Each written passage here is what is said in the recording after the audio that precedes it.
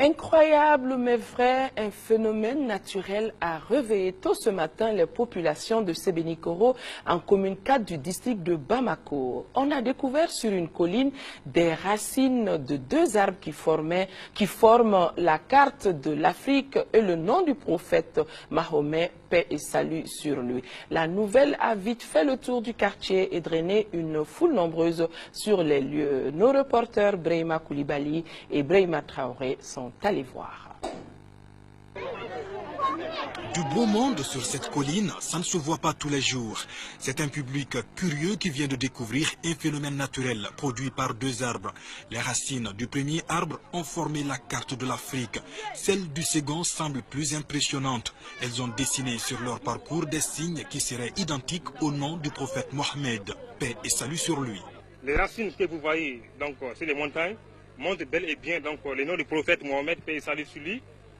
Puisque les zéros que vous voyez, les ronds là, veut dire les mous en arabe.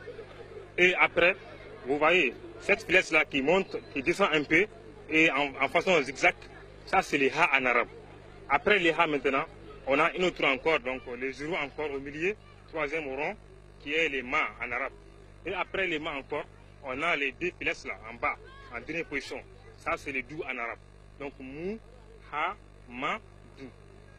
Donc raison pour laquelle les gens ont vu donc cette image, bien sûr, donc on peut dire bel et bien que ces images-là montrent vraiment le nom du prophète Mohammed, paix et salut sur lui. Ces deux arbres diffuseraient-ils des messages? Pour l'instant, aucune interprétation scientifique ou divine ne l'explique clairement.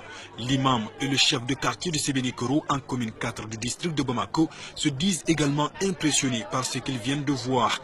En attendant d'en savoir plus, les populations ont arraché toutes les feuilles. Regarde la hauteur.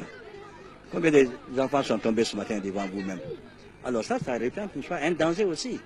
Donc si on pouvait sécuriser un peu, n'est-ce pas, le coin, alors ce serait une bonne chose. Sinon, si on se tait et qu'on les laisse faire comme ça, bon, un jour vraiment, ce serait regrettable. Depuis ce vendredi, la colline de Sébenikoro fait donc partie des lieux les plus visités de la capitale malienne. Sur place, l'étonnement reste encore très grand.